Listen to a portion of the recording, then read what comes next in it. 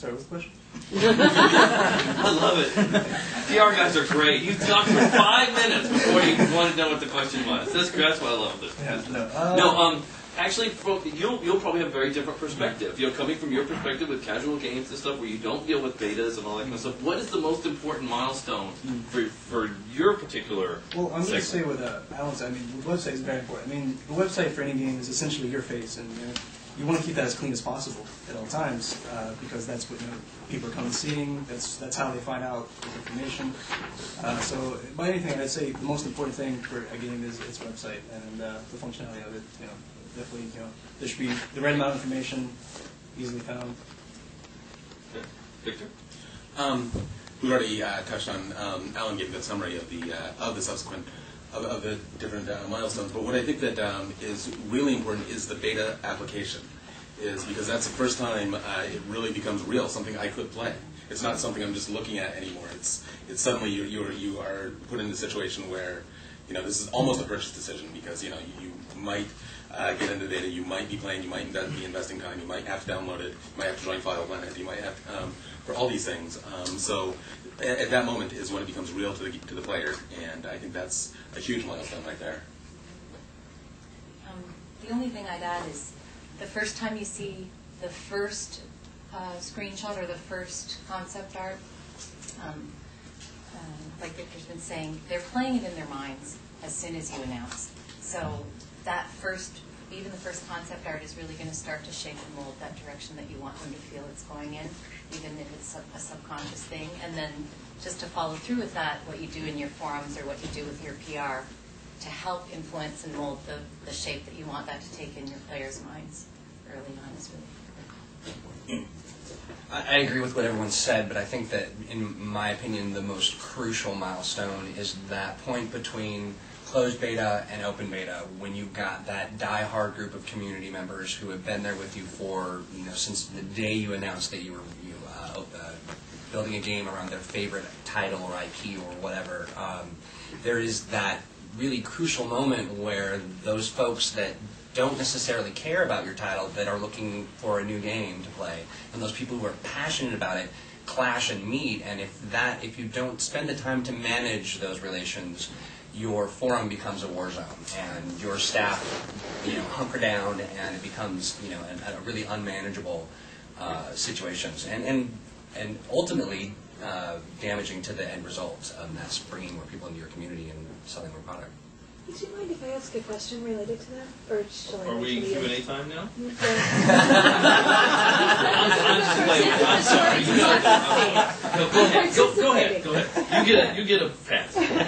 No, so the question that comes to mind is, I think it's generally accepted that people who frequent forums, who are willing to participate, for instance, in a closed beta, are a particular type of player.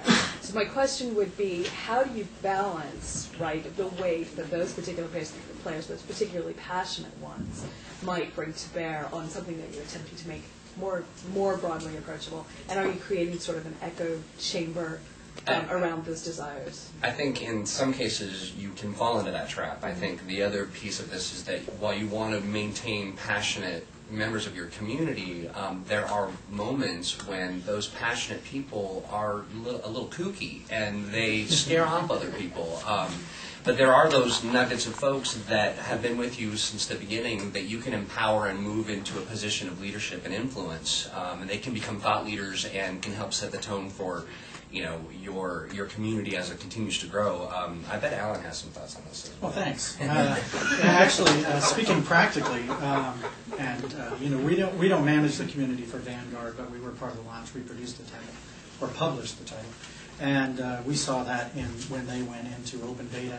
The community was actually very hostile to anybody who displayed any type of desire to play WoW or bring WoW type functionality to the game, and they actually chased them away, and that hurt the community early on until the team was able to really grab that and chase them out. But it's a tough balance. These are the people who are the most passionate about your product, yet they're hurting your product. Well, since we're already chewing up a lot of time with a question that was outside of the Q&A time, no, You can point to it. She's one of the few people who actually voted.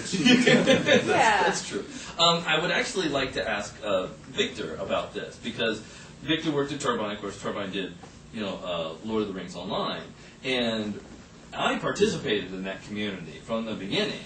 And one of the things that I noticed was a fairly aggressive stance by Turbine's community relations towards those early fanatics who were trying to, build fences around their community Don't and touch our keep game, people right. out. Right. So, what was your experience seeing that? It has a lot to do with it. The Lord of the Rings / Middle Earth Online has a really long history. People have been engaged in that community since, 1998, in some form or another. The Sierra, the old Sierra. Yeah. And so you want to talk about hardcore fans. These are people that have been waiting, 9 years for their game to come out, and they've been Like TR fans. Okay. And early on, and the community had been through several managers, several tones, and for a long time they were unmanaged as well. And I had come into this first. Now I didn't directly manage Lord of the Rings Online, but I had come into this previously with the PlanetSide community as well, a community that had also gone dark for a period of time. And those walls get pretty thick, because it eventually becomes, this is my clique. This is no longer a bunch of people interested in the same game as me. This is now, these are people I roll with,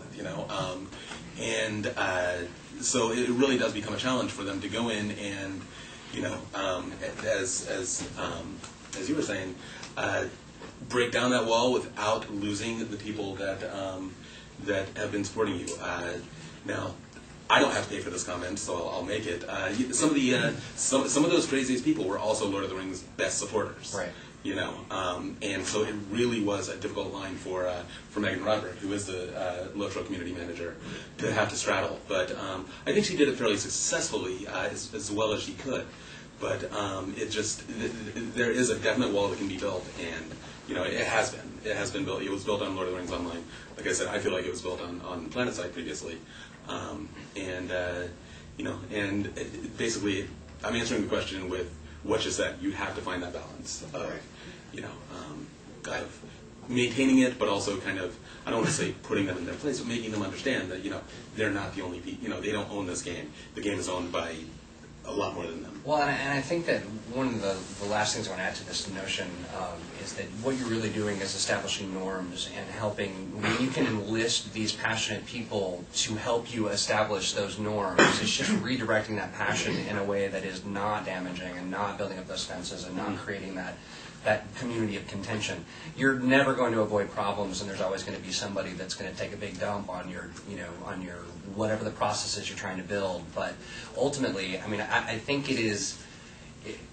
there are people who understand it innately, and there are people who will get it over time. And I think that you can train these people to be not so crazy, or to utilize their crazy in a way that gives you momentum as opposed to slows you down. I'd just like to add something I can't resist, which is that I think that one of the things that has to be kept in mind when you're talking about these hardcore, and they exist in every IP, and even make up an IP, you're going to get these hardcore people. At some time, and I did see this with the Lotro thing, at some time you have to realize that these hardcore people, they are going to help you sell your game. They are going to help you do a lot of stuff, but they, by themselves, are not going to make you financially successful. They are not going to pay for the development of that game. And so, if you have to step on their necks and kick them out, sometimes you might have to do that. And I saw the Turbine Lotro team do that to some of the worst of the, no, you have to talk in Elvish on the forums and all that stuff. Those guys, no, there aren't. Tolkien never said squirrels were red. Tolkien said squirrels were gray. You've got gray squirrels. You got red squirrels in the game. You guys are ruining Tolkien. Bye. So you always have to keep, I think, the end view, which is your hardcore community has to be harnessed to help you achieve your goals, and hopefully you're going to be achieving their goals too. You want to give them a fun game, and then then you'll be successful. The trick is making your goals their goals without them realizing it.